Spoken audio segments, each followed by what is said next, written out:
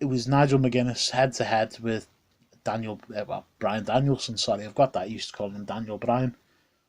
And Nigel McGuinness was the ROH Pure Champion, and the Pure Champion was a novel concept. I think it had been done before, but during a match for the Pure title, I'm pretty sure it could change by disqualification or via count out, and you only had 3 rope breaks per person.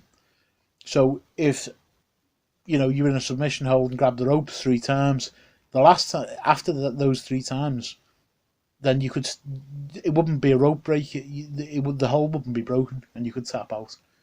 It was a good concept, and I think it had ran its course. But this unification match was coming up with the ROH World Title,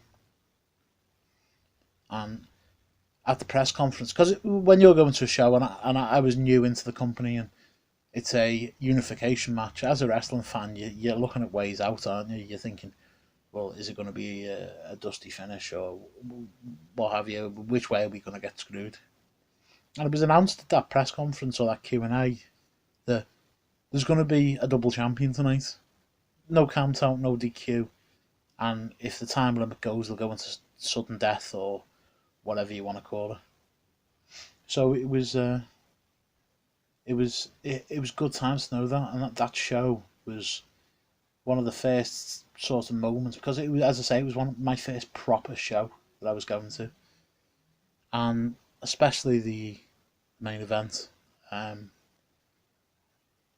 Nigel McGuinness and Bryan Danielson, back and forth. It's one of the legendary shows. It's one of the legendary matches from ROH.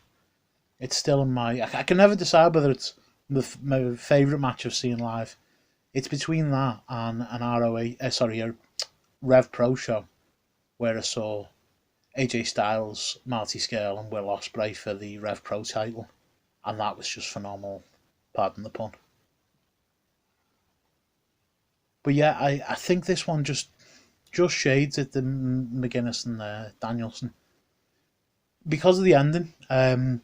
We didn't quite know how well it went down. It didn't seem to go down well, being there live, because a lot of people couldn't see. It was the elbows, downward facing elbows, where Danielson had his arms trapped, and he was just striking, and it was an MMA finish. It was a ref stoppage. And it was something that I can't remember being done that much, especially in such a high-profile match. But I was at the right angle to see it, and I think I learned after that quite a few of the friends I've made were all at that show. So that's good times.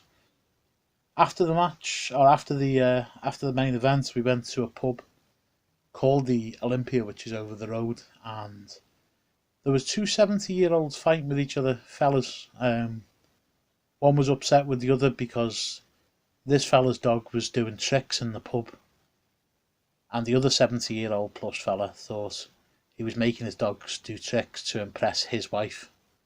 So he punched him. So we had to separate that. So again, going back to the kind of area that it is, not the best.